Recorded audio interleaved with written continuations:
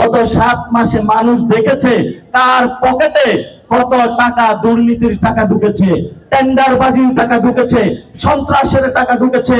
ভবিষ্যৎ বাংলাদেশে এই ধরনের টেন্ডারবাজ, সন্ত্রাসবাদ, চাঁদাবাজ এগুলোর বিরুদ্ধে তরুণদের আগামীর ইলেকশন, এবং ইনশাআল্লাহ এই ইলেকশনে তরুণরা বিশ্বাস করে। যখন আমার শিক্ষক আমাকে ক্লাসে বলতো যে তোমাদের মধ্য থেকে একজন মন্ত্রী হবে, তোমাদের মধ্য থেকে একজন প্রধানমন্ত্রী হবে, আমরা হাতে তাকিয়ে থাকতাম। ছোট্ট একটা শিশু এই শাহরাস্তি থেকে ঢাকা ভার্সিটিতে গিয়েছি, তারা আমাদেরকে অনেক স্বপ্ন দেখাতো, আমরা বিশ্বাস করতাম না। কিন্তু আজকে আমাদেরই ভাই মন্ত্রী হয়েছে, আমাদের মধ্যে কেউ আবার ভবিষ্যতে মন্ত্রী হবে, আমরাই পার্লামেন্টে যাব, আমাদের মধ্য থেকে প্রধানমন্ত্রী হবে। এই ভয় দেখিয়ে আমাদের মধ্যে লাভ নাই, আমরা পার্লামেন্টে যাবই যাব ইনশাআল্লাহ। আগে আমরা গণভবনে গিয়েছিলাম, তরুণদের চোখ এখন পার্লামেন্টের দিকে।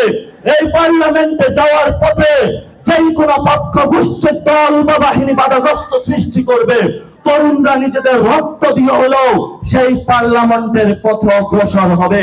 এবং ইনশাআল্লাহ আমরা আরো দৃঢ় চিত্তে বলতে চাই, আমরা পার্লামেন্টে যাবই যাব।